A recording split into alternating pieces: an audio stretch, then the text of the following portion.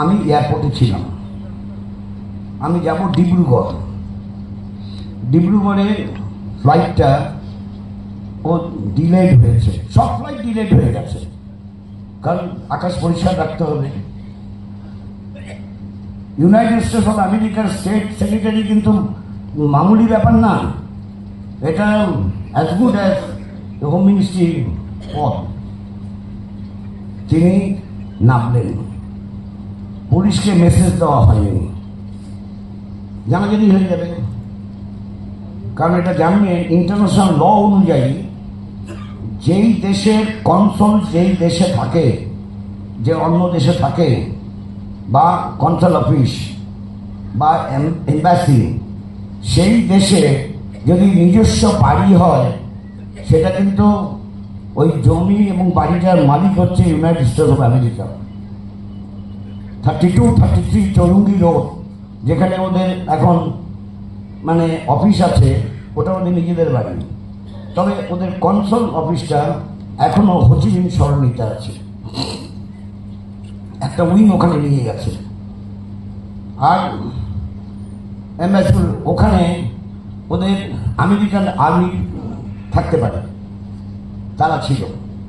6টা গাড়ি গিয়েছিল, সেটা আমি পরে জানতে পারলাম, আমি এয়ারপোর্টে থাকার সময় জানতে পারলাম, হঠাৎ করে মেসেজ এসছে SOS, যে হিলারি ক্লিন্টন তিনি দমদমে নামবেন, কিছুক্ষণ থাকবেন কলকাতায়, তারপরে উনি বেরিয়ে যাবেন। মানে শুধু দেখা করতে গিয়েছিলেন রাজ্যের মুখ্যমন্ত্রী, তখন উনি রাইটার্স বিল্ডিংয়ে বসছেন, রাজ্যের মুখ্যমন্ত্রী মমতা বন্দ্যোপাধ্যায়কে। প্রেস জানে না, আর উনি লিফট দিয়ে উঠবেন না বললেন, উনি উঠেছেন সিঁড়ি দিয়ে দোতলায়। আর রাইটার্স বিল্ডিংয়ের দোতলায় ওঠার সিঁড়িটা হচ্ছে কাঠের, ওনার হিল তোলা জুতো ছিল, ঠক ঠক ঠক ঠক আওয়াজ হয়েছে। সাংবাদিকরা বলছে কি একটা আওয়াজ হচ্ছে কিরকম, যেমন ঢুকেছে মানে চিফ মিনিস্টারের ঘরে, তখন সাংবাদিকরা জানে না উনি কে। তারপর এদিক ওদিক হতে সাংবাদিকরা তো ইন্টেলিজেন্ট, মানে enough to find out Hillary Clinton, সেটা তো চারদিকে সাংবাদিক ঘিরে ফেলল। But she did not met any journalist. তিনি বেরিয়ে চলে আবার এয়ারপোর্ট, এবং তারপর সোজা ওনার তো নিজস্ব বিমান নিয়ে এসছে আবার ওয়াশিংটন। এটা কি কাকতালীয় ব্যাপার? এটা বুঝতে কোনো অসুবিধা হয়? কাকতালীয় ব্যাপার নয়। All these are planned affairs. কারা করছে? ভারতীয় জনতা পার্টি, তৃণমূল কংগ্রেস, ইত্যাদি ইত্যাদি। আপনাদের সবিনয়ে একটা কথা বলতে পারি, ভবিষ্যতে প্রামাণ্য ডকুমেন্ট সব প্রকাশিত হবে। তৃণমূল কংগ্রেসের জন্ম আপনা আপনি হয়নি। তৃণমূল কংগ্রেসের জন্ম হয়েছে রাষ্ট্রীয় স্বয়ংসেবক সংঘের পরিকল্পনায়। তাদের যে কংগ্রেস মুক্ত ভারত তৈরি করার স্লোগান, তা বাস্তবায়ন করার জন্য ভারতের বিভিন্ন রাজ্যে বিভিন্ন দল তৈরি করার জন্য, ছোট হোক, মাঝারি হোক, বড় হোক, ছোট যেটা হয়তো পরে মাঝারি হবে, মাঝারিটা পরে বড় হবে, এই দল তৈরি করার কাজ নাগপুর থেকে রাষ্ট্রীয় স্বয়ংসেবক সংঘের পরিকল্পনা অনুযায়ী সংগঠিত হচ্ছে। তাহলে ভাবতে পারেন যে আমি আজকে বামফ্রন্টের নেতাদের সঙ্গে বলছিলাম, ভানু বন্দ্যোপাধ্যায় সেই কথা, ও মাসিমা মালপোয়া খাইমু। সেই মালপোয়া খাওয়ার জন্য অটল বিহারী বাজপেয়ী দীর্ঘদেহী এবং দীর্ঘ অভিজ্ঞতা তার, তিনি শ্রীমতী বাড়িতে, মুখ্যমন্ত্রীর বাড়িতে গেলেন মালপোয়া খেতে। এটা মালপোয়া খেতে যাওয়া, যেমন এটা মালপোয়া খেতে যাওয়া না। আচ্ছা বলুন তো, state secretary of United states of America, মানে যিনি ক্লিন্টন গৃহিণী ছিলেন, রাষ্ট্রীয় স্বয়ংসেবক সংঘের পত্রিকা পঞ্চজন্য প্রকাশ করার সময় তিনি বলেন, আমি তো আপনাদের সম্বন্ধে কিছুই জানতে পারতাম না যদি এখানে না আসতাম। আপনারা কত ভালো মানুষ এটা আমি জানতে পারতাম না। বুঝতে পারছেন? কত ভালো মানুষ জানতে পারতেন না পঞ্চজন্য পত্রিকার জন্য না গেলে পর। কে বলছেন? রাজ্যের মুখ্যমন্ত্রী। আর পরে উপসংহার টানার সময় বলেছেন, আপনার পঞ্চজন্মের পক্ষ থেকে আপনাকে আমরা দেখে আমরা মনে করছি আপনি মা দুর্গার মতো। কি কমপ্লিমেন্ট পরস্পর!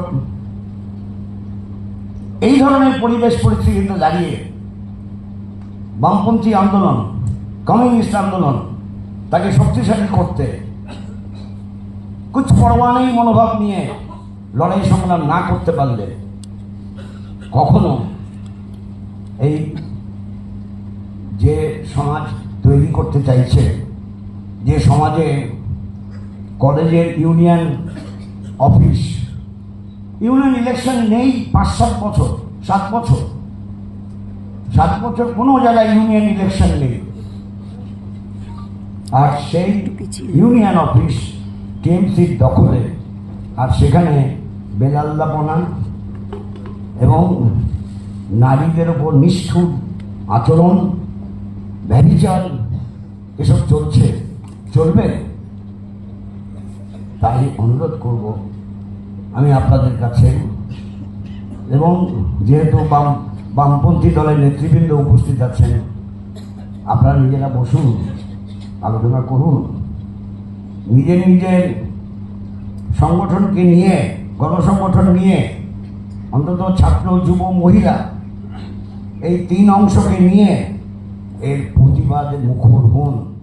যদি প্রতিবাদ মুখর হতে পারেন, যে কথা দিয়ে শুরু করেছিলাম, সত্যতার পুজো করার জন্য দাঁড়ায়নি, সত্যতার প্রতি যথোচিত সম্মান প্রদর্শন করা, তার মার্ক্সবাদ লেনিনবাদ এর আদর্শ অনুযায়ী সংগঠন এবং সংগঠনের কার্যক্রম পরিচালনা করার লক্ষ্যে পথ চলতে উৎসাহিত করার যে ভূমিকা পালন করেছে, তাকে সত্যিকারের যথার্থভাবে সম্মান দেওয়া হবে, স্মরণ করা হবে, এবং তার প্রদর্শিত পথে নতুন করে মুর্শিদাবাদের কমিউনিস্ট আন্দোলন, গণ আন্দোলন বিকশিত হবে, এবং শ্রমজীবী মানুষ, কৃষিজীবী মানুষ, সব অংশের শোষিত বঞ্চিত মানুষ, তারা কিন্তু যথার্থভাবে একটা আশ্বাস পাবে। না, আছে বামপন্থীরা যারা